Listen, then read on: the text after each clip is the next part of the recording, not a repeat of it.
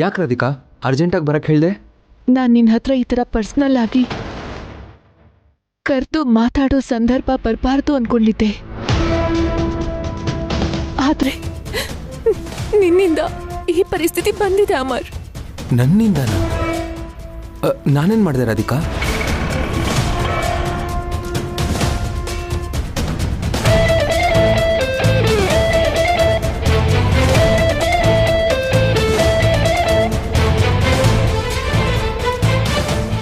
ಯಾಕಮರ್, ಯಾಕೆ ಈ ಥರ ನಡ್ಕೋತಿದ್ಯಾ? ಜೀವನ ಅಂದ್ರೆ ಒಳ್ಳೇದು ಕೆಟ್ಟದ್ದು ತಪ್ಪು ಸರಿ ಎಲ್ಲ ಇರುತ್ತೆ. ಕೆಟ್ಟದನ್ನ ಬಿಟ್ಟಾಕಿ ತಪ್ಪನ್ನ ಸರಿ ಮಾಡ್ಕೊಂಡು ಮುಂದೆ ಹೋಗ್ಬೇಕೆ ಹೊರತು ಹಿಂದೆ ನಡೆದಿರೋದನ್ನ ಮನ್ಸಲ್ಲಿ ಇಟ್ಕೊಂಡು ಹಾಳು ಮಾಡ್ಕೋಬಾರ್ದು. ರಾಧಿಕಾ ಇವಾಗ ಏನಾಯ್ತು ಅಂತ? ನೀನ್ ಪೂರ್ತಿ ಬದಲಾಗಿ ಪ್ರಿಯಾನ ಚೆನ್ನಾಗಿ ನೋಡ್ಕೋತಿದ್ಯಾ ಅನ್ನೋ ಭ್ರಮೆನಲ್ಲಿದ್ದೆ.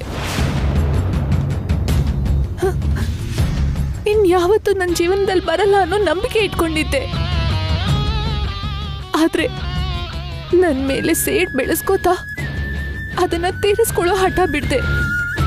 ಹೇಗೆಲ್ಲ ಮಾಡ್ತೀಯ ಅಂತ ಖಂಡಿತ ಅನ್ಕೊಂಡಿರ್ಲಿಲ್ಲ. ರಾಧಿಕಾ ನೀನ್ ಯಾಕೆ ನನ್ನ ಮೇಲೆ ಕೋಪ ಮಾಡ್ಕೊಂಡಿದ್ಯಾ? ನನ್ನ ಫ್ರೆಂಡ್ ಥರ ಎಲ್ಲ ವಿಷಯದಲ್ಲೂ ಜೊತೆಯಾಗಿರ್ತೀಯ ಅನ್ಕೊಂಡಿದ್ದೆ. ಆದ್ರೆ ನನ್ನ ಹೆಸರಲ್ಲಿ ಕೈಲಾಶ್ ಅವ್ರಿಗೆ ಡಿವೋರ್ಸ್ ನೋಟಿಸ್ ಕಳಿಸ್ತೀಯ ಅಂತ ಅನ್ಕೊಂಡಿರ್ಲಿಲ್ಲ.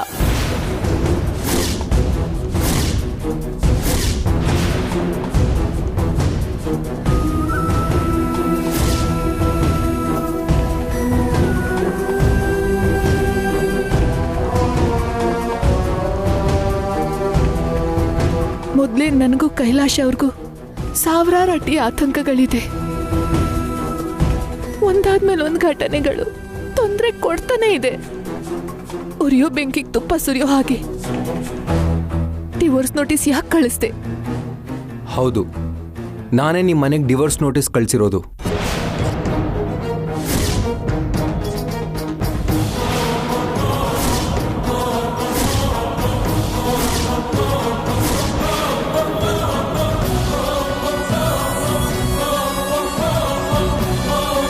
ನಾನೇ ನಿನ್ ಸೈನ್ನ ಫೋರ್ಜರಿ ಮಾಡಿ ನೀನೇ ಡಿವೋರ್ಸ್ ಕಳಿಸಿರೋ ಹಾಗೆ ನಿನ್ ಗಂಡಗೆ ಲಾಯರ್ ನೋಟಿಸ್ ಕಳಿಸ್ದೆ.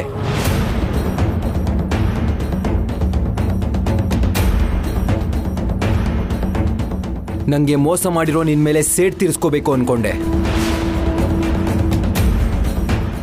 ನನ್ನ ಸಂತೋಷನೇ ಕಿತ್ಕೊಂಡಿರೋ ನೀನು ಯಾವತ್ತೂ ಸಂತೋಷವಾಗಿರ್ಬಾರ್ದು ಅಂತ ಅನ್ಕೊಂಡೆ.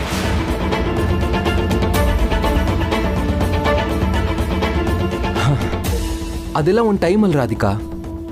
ನಾನು ಪ್ರಿಯಾನ ಮದುವೆ ಆಗಿದ್ದೆ ನಿನ್ನ ಮೇಲಿರೋ ಕೋಪಕ್ಕೆ ಅನ್ನೋದು ಸತ್ಯನೇ. ನೀನು ಜೀವನನೇ ಹಾಳು ಮಾಡಬೇಕು ಅಂದ್ಕೊಂಡಿದ್ದು ನಿಜ. ಆದರೆ ಪ್ರಿಯಾ ನನ್ನ ಪೂರ್ತಿ ಬದಲಾಯಿಸ್ಬಿಟ್ಟಿದ್ದಾಳೆ. ನನ್ನ ತಪ್ಪು ನನಗೆ ಗೊತ್ತಾಯಿತು. ನೀನು ತಿಳ್ಕೊಂಡಿರೋ ಹಾಗೆ ನಿನ್ನ ಫ್ರೆಂಡ್ ಆಗಿರಬೇಕು ಅಂತ ಡಿಸೈಡ್ ಮಾಡಿದೆ. ಮತ್ತೆ ಯಾಕೆ ಡಿವೋರ್ಸ್ ನೋಟಿಸ್ ಕಳಿಸ್ದೆ? ರಾಧಿಕಾ ಅದ್ಯಾವಾಗ ಕೋಪದಲ್ಲಿದ್ದಾಗ ಕಳಿಸಿದ್ದು. ಆಮೇಲೆ ನನಗೆ ಗೊತ್ತಿಲ್ಲದೇನೆ ನಿನ್ನ ಕಡೆಯಿಂದ ಯಾವುದೇ ರಿಪ್ಲೈ ಬಂದಿಲ್ಲ ಅಂತ ಲಾಯರೇ ಖುದ್ದಾಗಿ ಕಳಿಸಿದ್ದಾರೆ. ಅದನ್ನು ನಾನು ತಪ್ಪಿಸ್ದೆ. ಮತ್ತೆ ಇದೇನು ಅಂತ ನಂಗೆ ಅರ್ಥ ಆಗ್ತಿಲ್ಲ. ಏನು ಅಮರ್, ಆ ನೋಟಿಸ್ ಮಾತ್ರ ನನಗೆ ಉಸಿರು ಕಟ್ಟಿಸ್ತಾ ಇದೆ.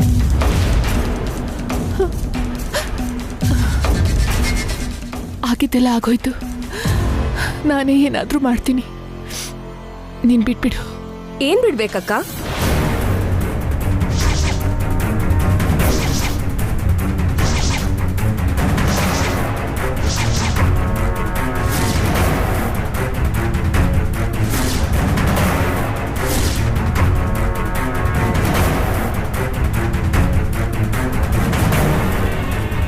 ನಿನ್ ಕುತ್ತಿಗೆಗೆ ಬಂದಿರೋ ಪ್ರಾಬ್ಲಮ್ ಆದ್ರೂ ಏನಕ್ಕ? ಅದು ನಾನು ಮಾಡಿರೋ ತಪ್ಪಿಂದ ರಾಧಿಕಾ ಹೀಗಿದ್ದಾರೆ ಪ್ರಿಯಾ. ನನ್ನ ಕೋಪ ಅವರನ್ನ ಈ ಪರಿಸ್ಥಿತಿಗೆ ತಂದಿದೆ.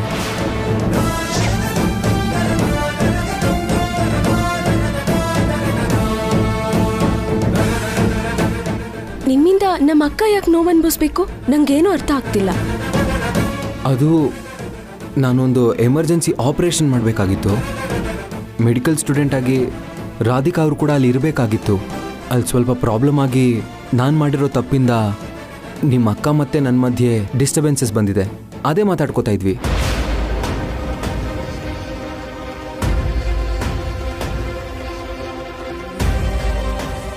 ಹೀಗಾಗಿದೆ ಅಂತ ನೀವೋ ಅಕ್ಕನೋ ನಂಗೆ ಒಂದು ಮಾತು ಯಾಕೆ ಹೇಳಲಿಲ್ಲ ಪತಿರಾಯ್ರೆ? ನೀನ್ ಬೇಜಾರ್ ಮಾಡ್ಕೋತೀಯ ಅಂತ ಹೇಳಿಲ್ಲ ಪ್ರಿಯಾ. ಪತಿರಾಯ್ರೆ, ಇನ್ಯಾವತ್ತೂ ನಿಮ್ಮಿಂದ ನಮ್ಮ ಅಕ್ಕ ಬೇಜಾರಾಗಬಾರ್ದು ಅಂತ ಪರಿಸ್ಥಿತಿ ಬರಕ್ ಬಿಡಲ್ಲ ಪ್ರಿಯಾ. ಅಕ್ಕ ಹೋಗೋಣ. ಪ್ರಿಯಾ ನೀವ್ ಹೋಗಿರಿ, ನಂಗೆ ಬೇರೆ ಕೆಲಸ ಇದೆ. ಬಾಯ್ ಅಮರ್. ಬಾಯ್ ಪ್ರಿಯಾ. ಬಾಯ್ ಅಕ್ಕ. ಪತಿರಾಯ್ರೆ, ನಮ್ಮ ಅಕ್ಕ ಅಂದರೆ ನಂಗೆ ತುಂಬ ಇಷ್ಟ. ಅಕ್ಕಂಗೆ ಚೂರು ನೋವಾದರೂ ನಾನು ತಡ್ಕೊಳ್ಳಲ್ಲ.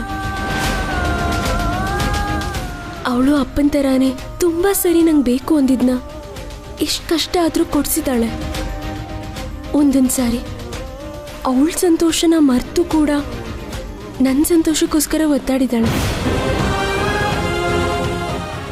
ನಾವಿಬ್ರು ಇರುವಾಗ ಅಕ್ಕ ಯಾವುದಕ್ಕೂ ಕಷ್ಟಪಡಬಾರ್ದು. ಪ್ಲೀಸ್ ಪತಿರಾಯ್ರೆ. ನನ್ನ ಮೂರ್ಖತನದಿಂದ ರಾಧಿಕಾ ತುಂಬ ಕಷ್ಟಪಟ್ಟಿದ್ದಾರೆ ಪ್ರಿಯಾ. ಇನ್ಮೇಲೆ ಹಾಗಾಗಲ್ಲ.